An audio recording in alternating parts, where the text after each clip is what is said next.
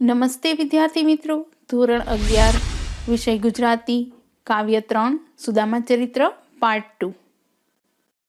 સુદામા ચરિત્ર કવિ શ્રી પ્રેમાનંદ દ્વારા રચાયેલ કાવ્યનો પ્રકાર છે આખ્યાન ખંડ. પાર્ટ 1માં આપણે જોઈ ચૂક્યા છીએ કે સુદામા પોતાના પત્નીને પોતાની પરિસ્થિતિ માટે ઘણા કારણો બતાવે છે, પરંતુ અહીં તેના માટે હવે તેમના પત્ની સુશીલાજી કઈ રીતે વિનંતી કરી સુદામાજીને સમજાવે છે, કઈ રીતે તેમના જવાબો આપે છે, તેના વિશે અહીં આ કડવામાં શ્રી પ્રેમાનંદે બહુ જ સુંદર વર્ણન કર્યું છે.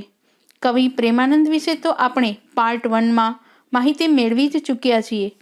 તો હવે આપણે વિસ્તારથી સમજીએ કવિ શ્રી પ્રેમાનંદ દ્વારા રચિત કાવ્ય 3 સુદામા ચરિત્ર પાર્ટ 2. આંખ ભરી અબળા કહે ઋષિરાય જીરે, મારું જડ થયું છે મન લાગુ પાય જીરે. અબળા એટલે સ્ત્રી. ઋષિરાયજી અહીં સુદામાજી માટે માન ભરેલો સંબોધન કરેલ શબ્દ છે. આ પંક્તિઓમાં સુદામાજીની પત્ની આંખમાં આંસુ સાથે તેમને કહે છે કે મારું મન હવે જડ થઈ ગયું. જડ એટલે કે નિર્જીવ. કહે મારું મન હવે લાગણી વગરનું થઈ ગયું. હું તમને પાય લાગુ એટલે કે હું આપને પગે લાગુ છું. મને હવે કશું સમજાતું નથી. એ તો જ્ઞાન મને ગમતું નથી ઋષિરાય જીરે, રૂએ બાળક લાવો અન્ન લાગુ પાય જીરે. સુદામા પત્ની કહે છે કે તમે મને જે જ્ઞાન આપ્યું, જે સમજાવ્યું, એ હવે મને નથી ગમતું. હું ફક્ત એટલું જ કહું છું કે બાળકો રડે છે, તમે એમના માટે કશુંક લાવો, હું તમને પગે લાગુ છું. ને અન્ન વિના ચાલે નહીં ઋષિરાય જીરે, મોટા જોગેશ્વર હરિભક્ત લાગુ પાય જીરે. હવે સુદામાજીના પત્ની આ પંક્તિમાં કહે છે કે અન્ન વિના કોને ચાલે? ભોજન વિના કોઈને નથી ચાલતું.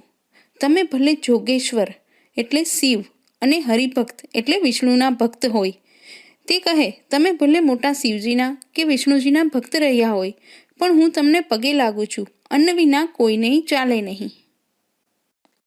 અન્ન વીણ ભજન સૂઝે નહીં ઋષિરાય જીરે, જીવે અન્ને આખું જગત લાગુ પાય જીરે.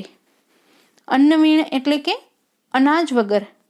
અહીં સુદામાજીના પત્ની અન્નનો મહિમા સમજાવતા કહે છે કે ભૂખ્યા ભજન ના થાય. આખું જગત આજે અન્નથી જ જીવે છે, તો હું આપને પગે લાગુ. શિવે અન્નપૂર્ણા ઘેર રાખ્યા ઋષિરાય જીરે, રવિએ રાખ્યું અક્ષય પાત્ર લાગુ પાય જીરે. અહીં સુદામા પત્ની કહે છે કે શિવજીએ અન્નપૂર્ણા ઘેર રાખ્યા છે. રવિએ એટલે સૂર્યએ. સૂર્યએ અક્ષય પાત્ર એટલે વિદ્યાર્થી મિત્રો જેમાંથી ક્યારેય વસ્તુ ખૂટે જ નહીં એવું વાસણ. એટલે અહીં સુદામા પત્ની કહે છે કે સૂર્યએ પણ અક્ષય પાત્ર ઘરે રાખ્યું છે. ઋષિ સેવે કામધેનુને ઋષિરાય જીરે, તો આપણે તે કોણ માત્ર લાગુ પાય જીરે. સેવે એટલે સેવા કરી, ઉપયોગમાં લેવું. કામધેનુ એટલે એવી ગાય કે જે તમારા મનની બધી જ ઈચ્છાઓ પૂરી કરનાર કલ્પિત ગાય. ઋષિઓ પણ કામધેનુની સેવા કરે છે, ગાયની સેવા કરે છે. હિન્દુ ધર્મ પ્રમાણે કહેવાય છે કે ગાયોમાં 33 કરોડ દેવી દેવતાઓનો વાસ હોય છે. તો સુદામા પત્ની પુરાણોમાંથી દ્રષ્ટાંતો આપતા સુદામાજીને કહે છે કે હે ઋષિરાયજી, શિવજીએ ઘેર અન્નપૂર્ણા રાખ્યા છે, સૂર્યએ અક્ષય પાત્ર રાખ્યું છે, ઋષિમુનિઓ કામધેનુ રાખે છે, તો આપણે તો કોણ? માત્ર એક સામાન્ય મનુષ્ય. માટે હું તમને પગે લાગુ છું. સુર સેવે કલ્પ વૃક્ષને ઋષિરાય જીરે, મનવાંછિત પામે આહાર લાગુ પાય જીરે. આ પંક્તિ દ્વારા સુદામા પત્ની સમજાવે છે કે સૂર એટલે દેવ, કલ્પવૃક્ષ એટલે એક કાલ્પનિક ઝાડ કે જેની નીચે બેસીને જે ઈચ્છીએ, જે સંકલ્પ કરીએ તે વસ્તુ આપણને મળે. મનવાંછિત એટલે મનથી ઈચ્છેલ.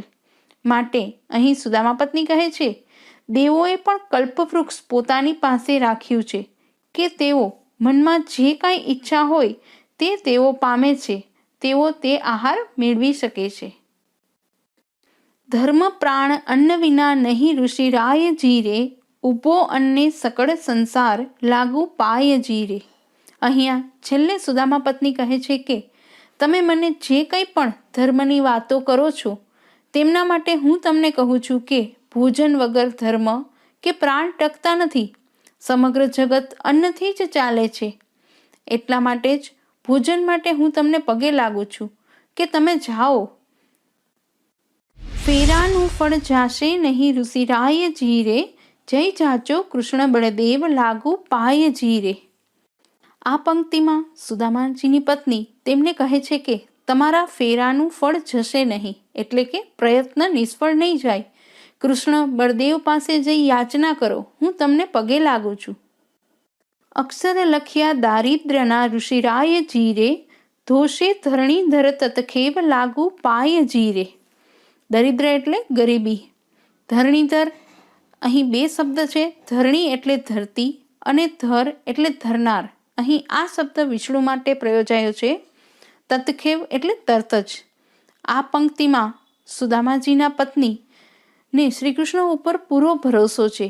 તેથી તેઓ સુદામાજીને કહે છે કે આપણા નસીબમાં લખાયેલ આ ગરીબી વિષ્ણુ શ્રી મુરલીધર તરત જ દૂર કરશે, ધોઈ નાખશે. હું તમને પગે લાગુ છું.